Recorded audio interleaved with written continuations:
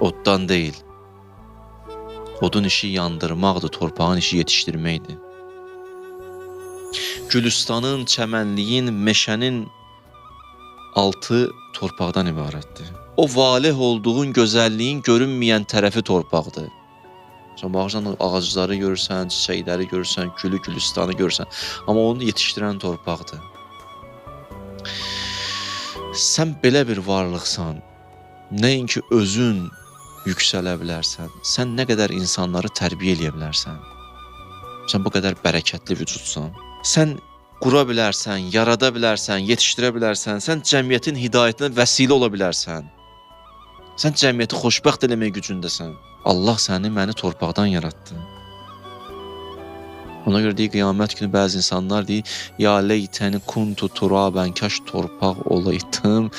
Bir müxtəlif